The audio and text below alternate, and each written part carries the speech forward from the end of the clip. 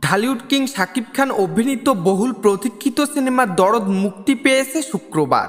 Pan ইন্ডিয়ার নির্মিত এ ছবিটি চলছে বাংলাদেশের ৮৪টি প্রেক্ষাগৃহে।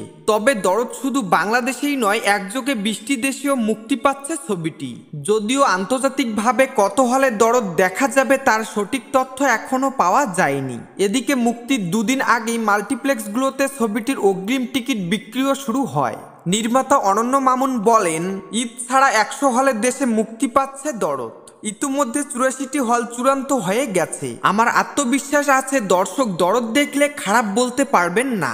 এ নিয়ে ভারতীয় একটি গণমাধ্যমেও কথা বলেন তিনি। অনন্য মামুনের কথায় খুব ভালো প্রতিক্রিয়া। পরপর শো হাউসফুল হচ্ছে। শুক্রবারের সব শো ইতিমধ্যেই হাউসফুল হয়ে গেছে। আশা করছি সিনেমাটি নতুন নজির গড়বে।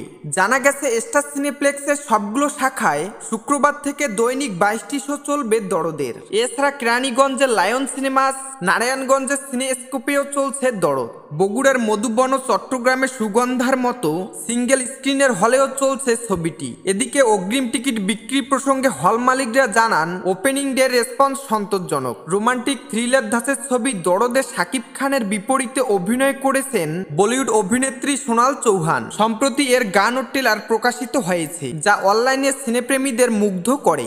এ কারণে অধিকাংশ দর্শকই দরদ দেখার আগ্রহ প্রকাশ করেছেন।